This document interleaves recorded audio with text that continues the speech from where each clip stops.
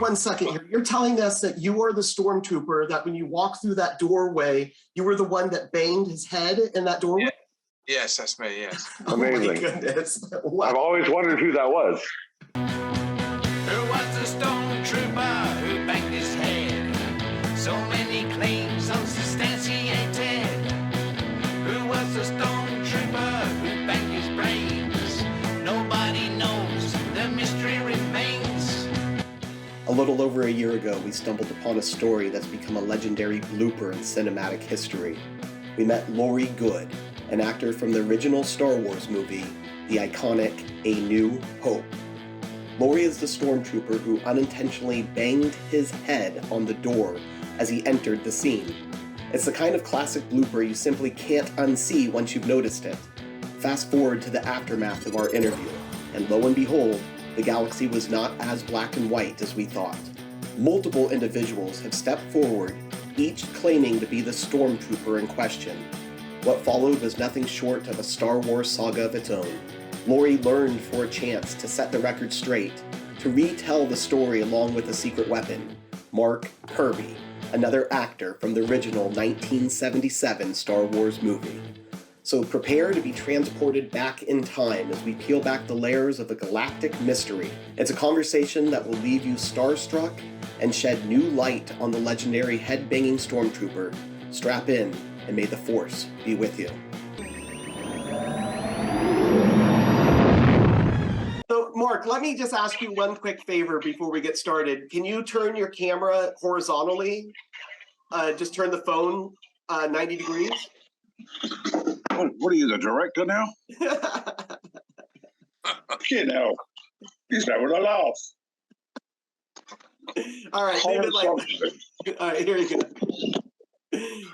There it is. We like that better. See, it just fills up more of the screen. We can see you better. Perfect. It's all right. We're good. Yeah, this works. This is coffee. It's coffee, by the way. No vodka in there. The big, yeah. Well, that Irish, going. Irish coffee.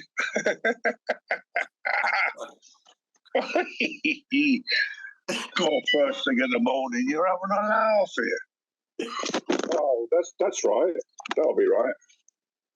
Well, no, it's wrong now. I know, I dropped it. JAK in the box.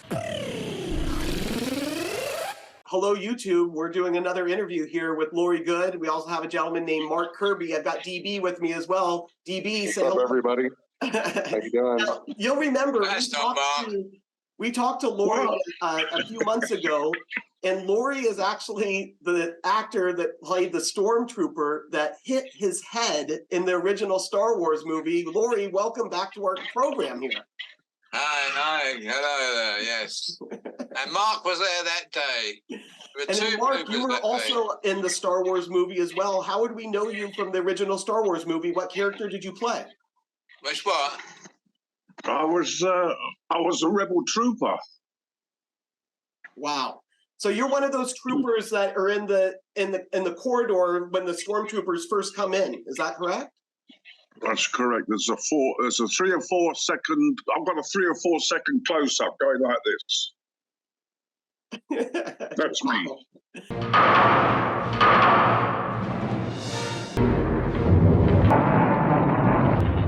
How exciting is that? Now, Laurie, you've invited us all kind of back here to explain or to talk to us about something. What is it that you want to get off your chest? What do we need to talk about today? Well, no, the thing is, when I bang my head, a lot of people like Michael Lee, there's another guy who's just come into the picture in the last couple of years called Martin Reed. And they said they banged their head.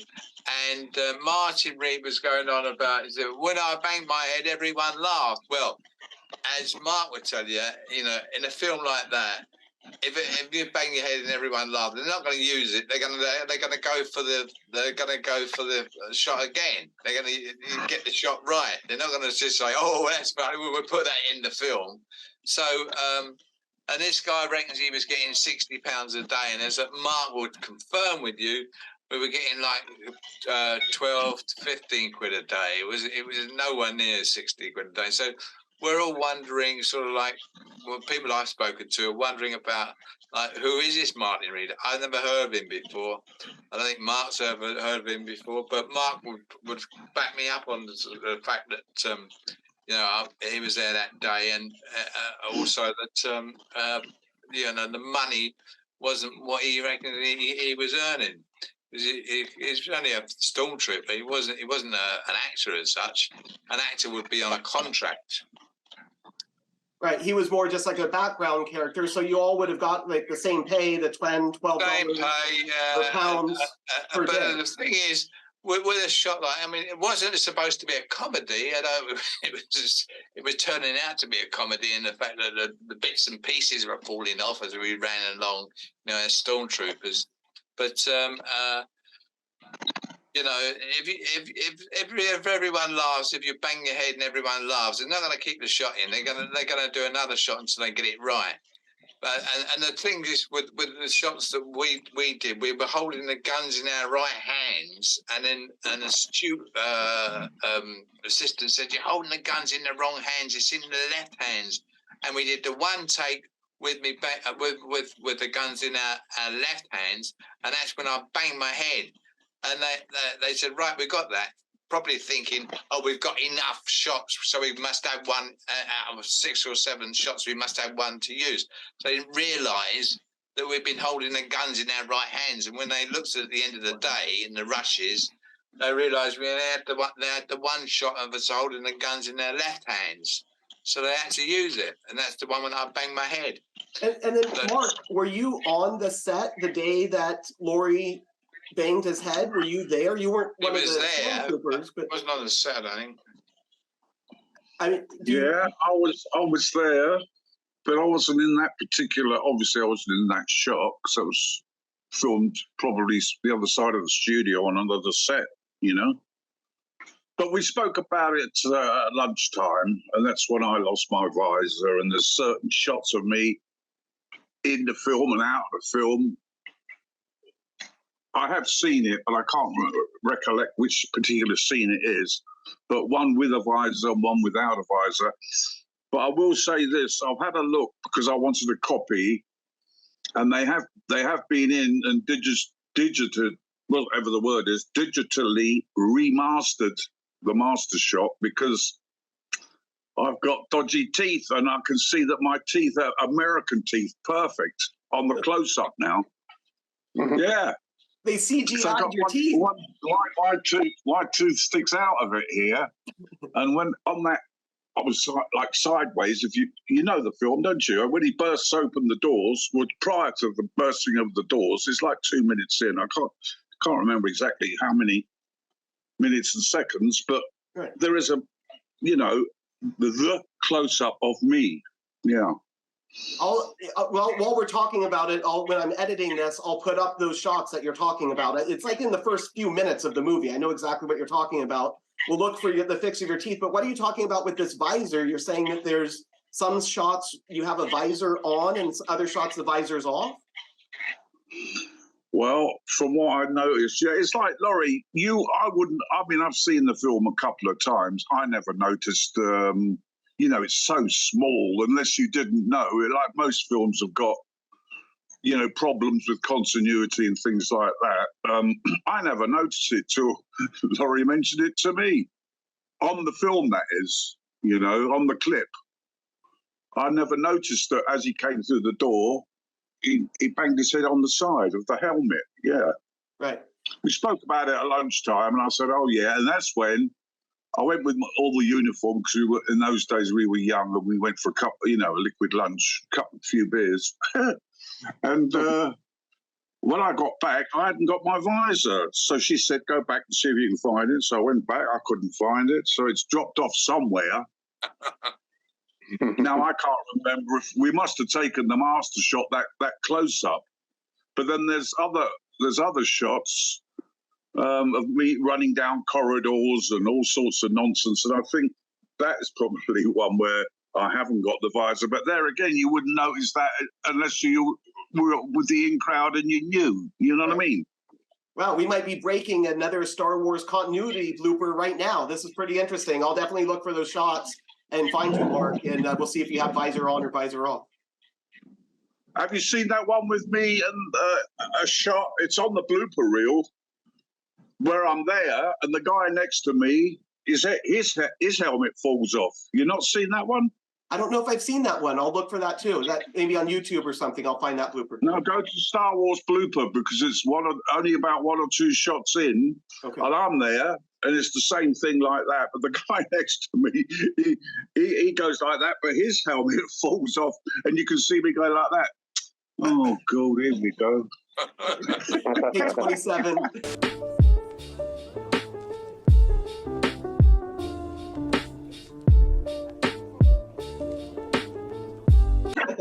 It's funny.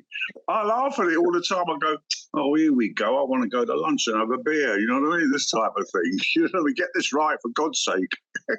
When you guys would leave the set and go to get your liquid lunch, did you still have your costumes on? They let you take your costumes off the set to get lunch? Oh, yeah. Oh, yeah. So I think like some British pub that obviously, Stormtrooper come in. The Rebel Trooper ones, the Star Troopers probably, obviously had to take the helmet off. I can't remember the rest. Maybe just the top or something. I don't know. Wow. Yeah, take the top off. The top, because you had leotard. The Stormtroopers had leotards on underneath, so you could take the top off. Right. You know, because the day that I bumped my head, I had diarrhea, so I kept going to the loo and taking the whole stuff off. You know, I was in a sort of like a cubicle for the invalids. You know, a large one where they take your wheelchairs in. So plenty of room to take my stuff off and put it back on again. But it was quite easy to take off and put it back on again. But, usually just take the helmet off and the top off and go and have a beer. So was anybody else in the bar when you went to have lunch? Did they question you about these costumes that you were wearing? Oh, well, they're all in there. Everyone with a costume was in there. So it was the whole the whole gang. Yeah. The crew went. I see. Even Mark Hamill was in there having a tipple, he would have a tipple. The only guy that wasn't in there having a tipple was Harrison Ford. He was away sort of like talking about the next project or something in the canteen, he kept away from the bar. I've been looking forward to this for a long time. Yes, I'll bet you have.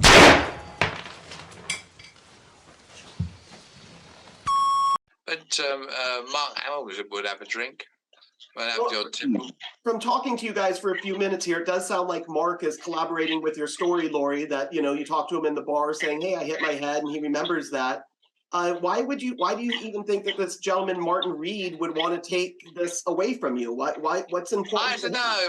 But when I first saw the clip, there was a guy called Jamie Stangroom who wanted to do a documentary about it because he had it in his head to do. And this Martin Reed sort of came up, and then I saw a clip. He showed me a clip, and he said, Laurie Goode said that he banged his head. He said, yes, I know there's a lot of pretenders saying this. Well, I knew there were pretenders, but all I know is it happened to me. And I thought, what a bloody cheek that is, So, so we went on, did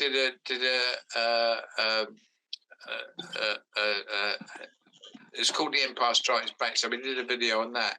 But he didn't put me in a good light, Jamie Stangroom, which is quite sad, really, because I really helped him out on that film. Did you get the costume dry cleaned afterwards? No, I just left it there. I mean, to know, you've got to know about filming to understand where how it happens. If someone's laughing, people are laughing when you're banging your head, you're going to do it again. So if he can't work that out, you kind of think to yourself, well, what is this guy's all about? So I think he just went for the obvious, so he put this Martin Reed in and sort of build him up a bit.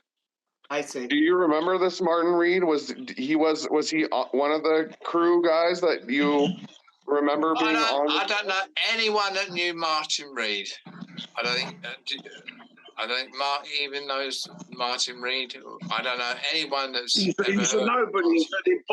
He's an imposter. He just wants to get on the money trail at these conventions and try and nick a bit of something. I don't know what his game is. As they all are, because you can tell I'm who I am on the movie. But stormtroopers inside that costume, you could be Tom, Dick, or Harry. Right. Or Laurie. Interesting.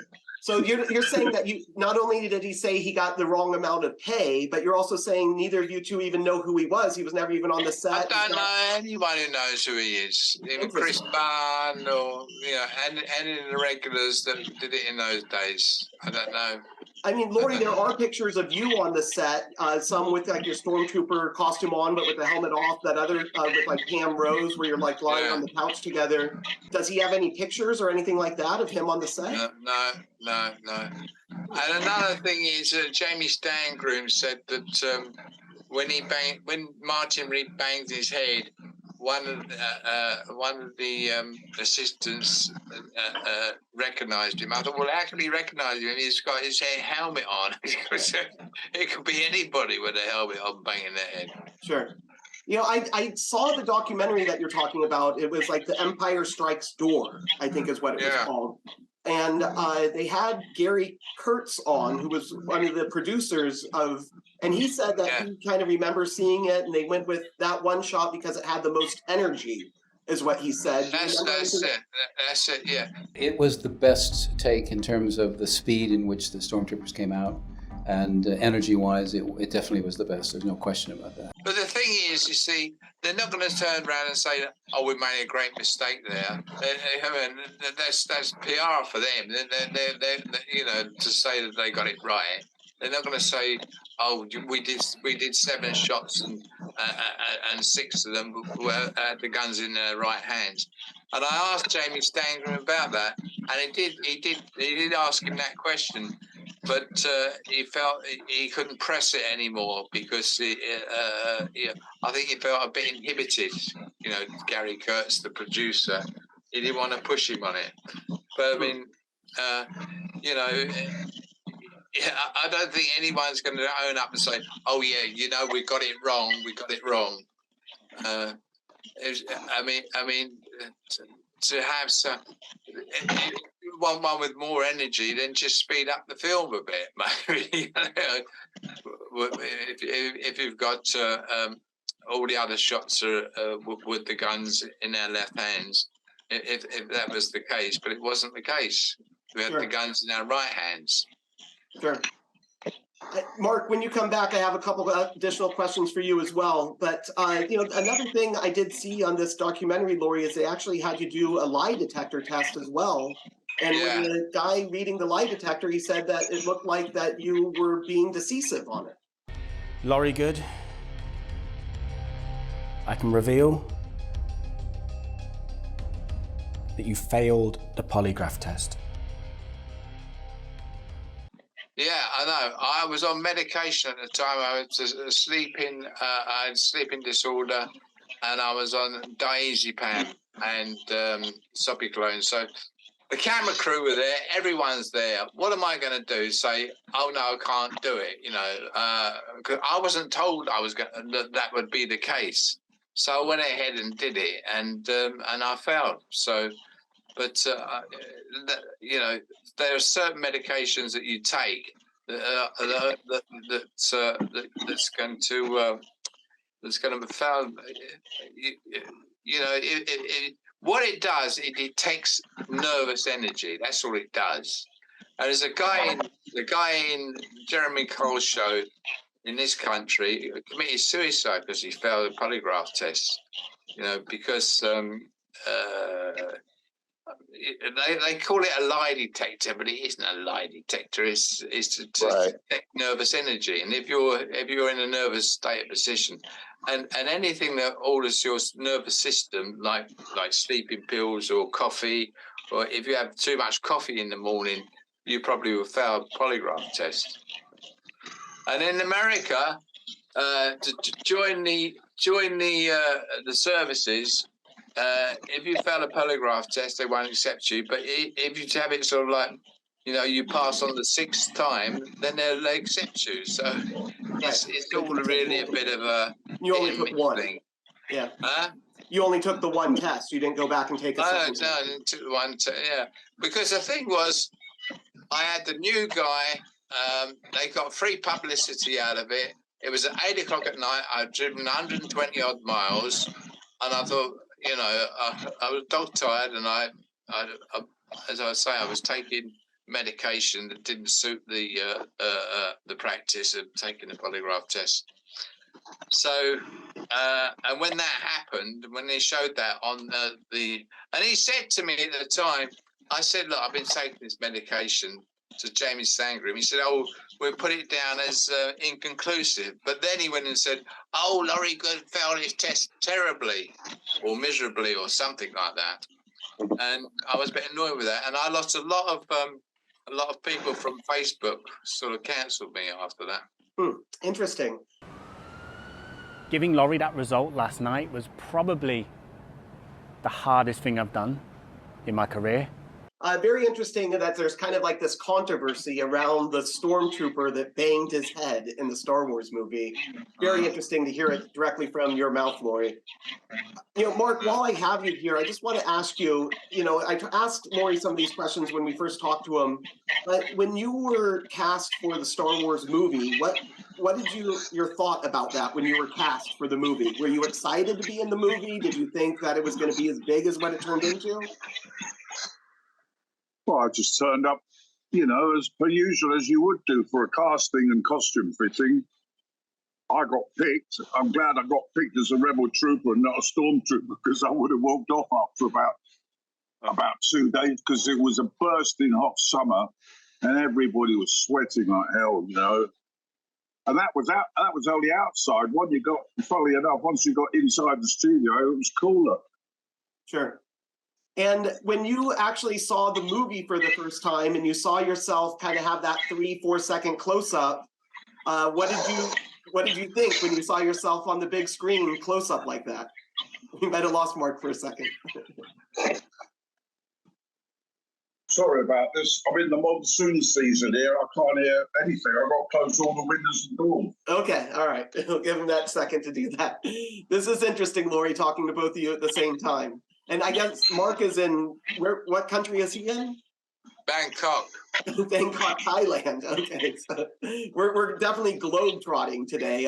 DB and I are in Los Angeles. You're obviously in England, outside of London. And sounds like Mark, who else can we get? Do you know anyone in Australia?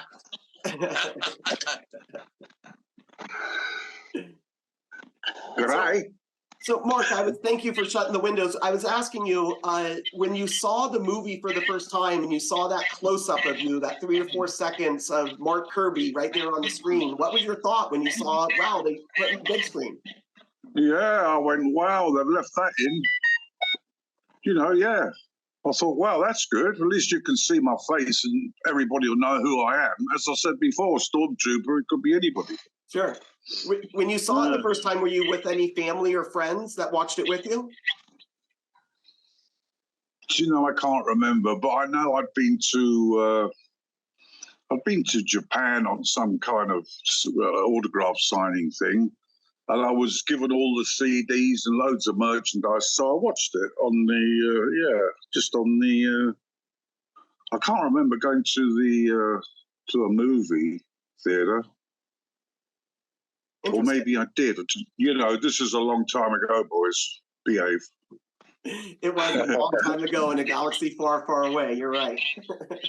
Yeah, man. Boy. Mark, I know this is off topic a little bit, but what prompted you to move to Hong Kong? Well, if I was in Hong Kong, I'd let you know. You're in Bangkok. Oh, I'm sorry. No, Bangkok. I'm in Chiang Mai, which is in Thailand. Okay. Oh, wow. Okay. Yeah. I got invited out here by a friend who ran a bar restaurant, and he paid for me to go over there because he liked gambling and going to the races. So I only had to work 1 or 2 days a week while he went off to the races. So that's how I got there. I got it was let me see, it was just before, say a week into December. So I got the 90-day visa, and I stayed there for 3 months. Lovely. And I was doing that every year after until I moved out here permanently 12 years ago. Wow, that's great. You've been there a while now. Yeah. Wow. And Mark, you said that you used to do these like signing conventions. Do you still do the signing conventions, or are you done with that now?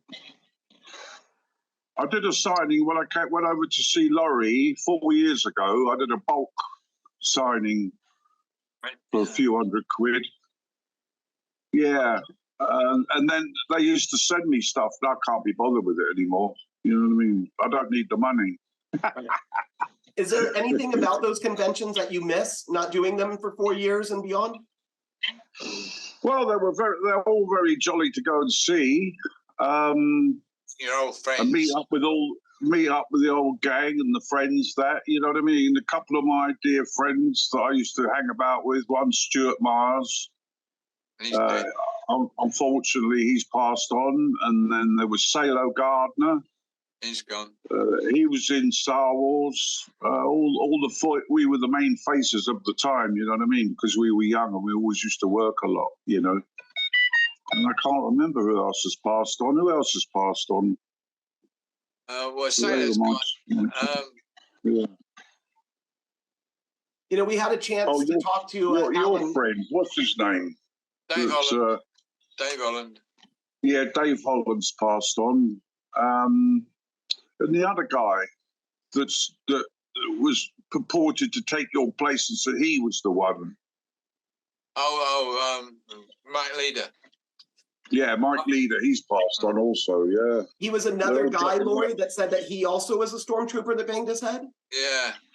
He was the main contender before this other guy came up. I don't know who his name is. He just I don't know what his problem is, but he's certainly. The thing is, with Mike Leader, he didn't have a story, you know. He didn't like I'm telling you about the guns and everything like that, and it happened in the morning. I had the shits and everything.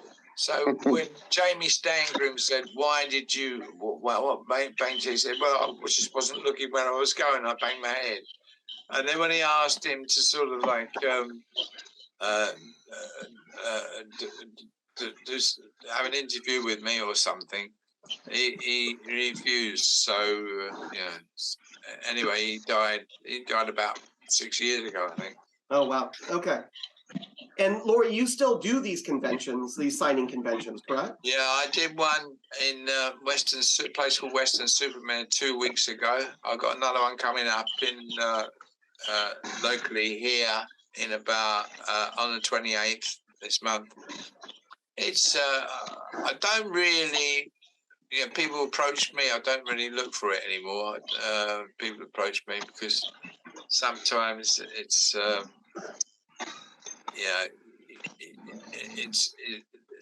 first, when it first started, they used to put you up in a hotel and pay for your expenses, and now it's getting more and more like make your own way there and find your own hotel. And I don't bother really, unless they're willing to sort of pay a bit towards us expenses. Take care of you guys, yeah. And I think they should be taking care of you. You're obviously bringing an audience in, so you're the talent still. So let's take care of the talent. Yeah. Laurie, I asked Mark what he missed most about the conventions. Let me ask you, since you're still doing them, what do you like most about the conventions?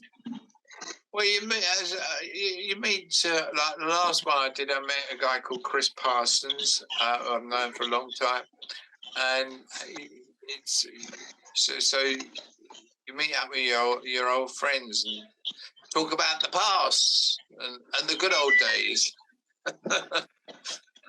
Sure. When we were slim and young. Well, I can definitely thank you guys both. I mean, I know DB and I both appreciate your professionalism and obviously you guys were the background characters, but you took it seriously. You still went to the bars and got your liquid lunch. I understand that, but you showed up on time. You showed up ready to work. You took everything seriously, and you made, in my opinion, one of the best movies ever. And it takes an ensemble cast to do that, and you two were part of that cast. So thank you so much for your dedication to that. But we didn't turn up on time today, though, did we? That's entirely okay. In my opinion, showing up at all is on time. So you guys. All right. What? Well, very interesting, guys. This has been a lot of fun to have an opportunity to talk to you two. And Laurie, thank you for kind of explaining a little bit more about which particular actor it was that banged his head. I mean, obviously, it sounds like this Martin Reed is just kind of making this completely up. These falsehoods. This other gentleman that passed away, obviously, we can't hear his story anymore. In my opinion, Laurie, you've got the mantle. I think just run with it. You're the stormtrooper that banged his head. Mark. Well, see, the thing is, when Michael Leader started talking about the fact that he did it and he didn't have any story to back it up, and I had a story to back it up, and I first said, well, to be quite honest with you, I didn't think I was in shot. I thought the shot was too close, and that's why they let it go. You know, just the one take of us holding the guns in their left hands, and that's why they let it go. And then I saw the film and I was in it,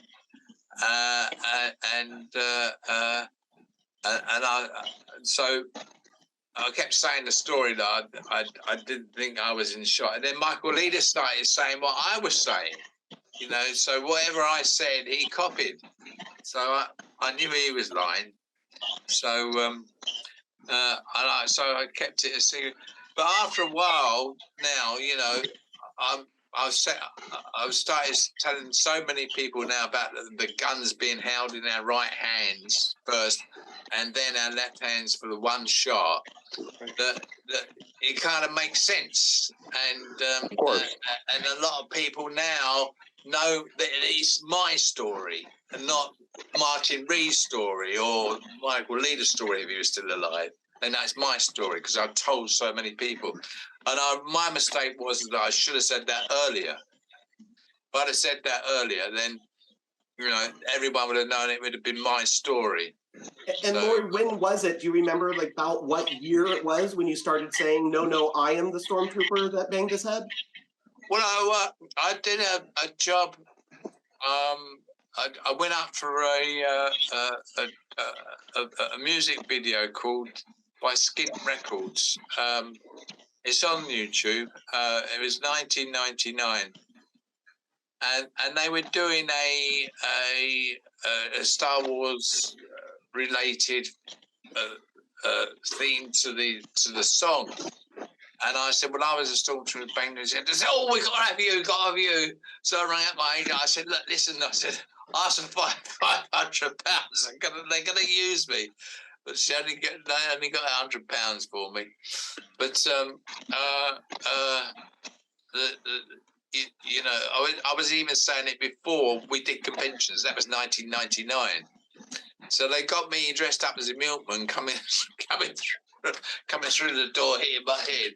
It's on YouTube. It's called Skin Records, and I'll find the link and send it to you. Not a problem. You can send it, or I'll Google it. I wrote it down, so I'll find it. I can play it as we're talking about it right here in the edit. So no, not a problem with that. Yeah. Yeah, that's great. Mark, you know, I'll ask you one last question because I have you here in front of me.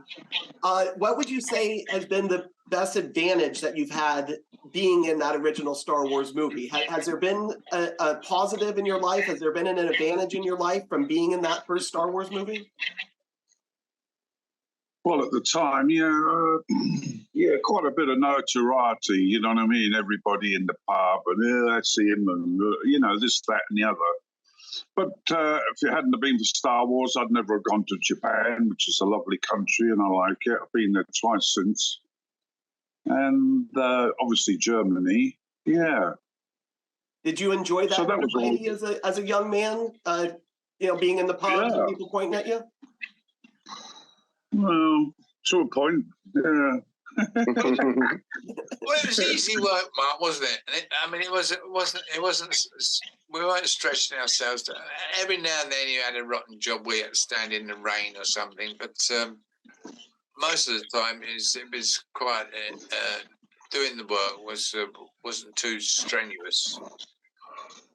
Now, Mark, earlier you said you were saying that you were you guys were the sort of the guys at the time that were in a lot of films and things like that. You were the young guys that were doing these sort of things. What other projects were you working on, either before or after Star Wars that we might know of? In America, Well, the first one I met Mark was something called Sovereign's Company in 1968. So we were doing it from then, I think, together most of the time. And then, Laurie, not everything. Laurie, you were in Benny Hill in a couple skits in the Benny Hill. Benny Hill, yeah. Mark, did you get any Benny Hill work, or was any other movies like Flash Gordon, anything like that? Well, Mark, I did work with Benny Hill, but you know, it was just basically crowd work, and I wasn't featured and had no close up or any dialogue with any of the people. No, but I worked on most of the shows in the crowd. Yeah. Okay. Unfeatured. Mark, tell her about that. He had a little part as a mugger at one time. I can't remember what film it was. And he had to say to the woman, "Just your bag, love," and he hit her and nearly knocked her out. They did some typecasting. What film was that, Mark? Do you remember that one? Yeah, that was a TV show called New Scotland Yard. Now, it might even be on YouTube. I haven't even checked that, and I do check these things now and again.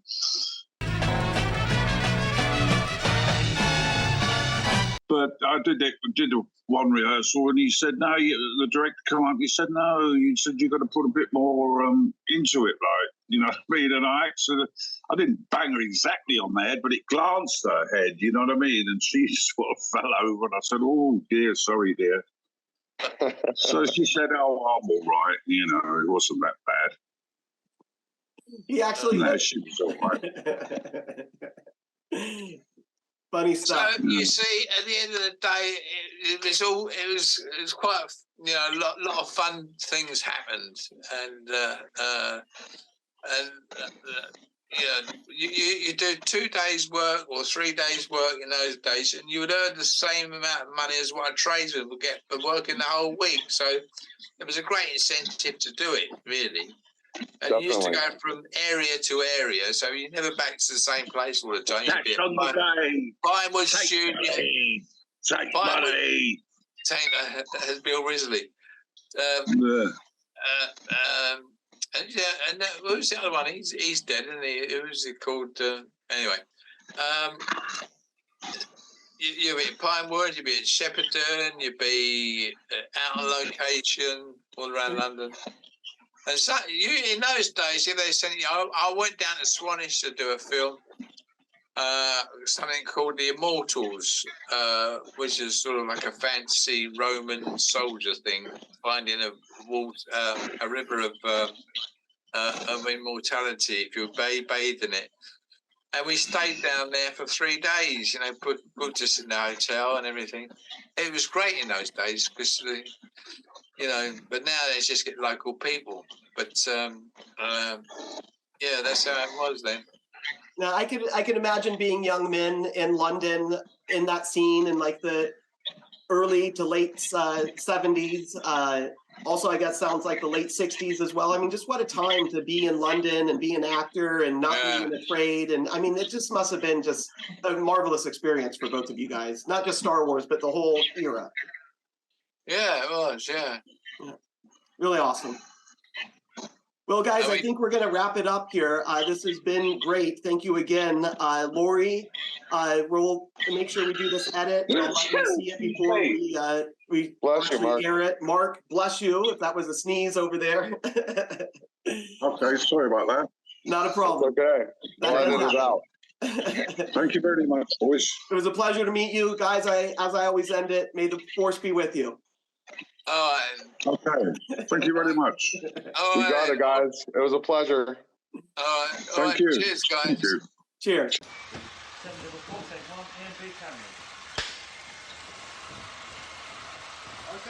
No.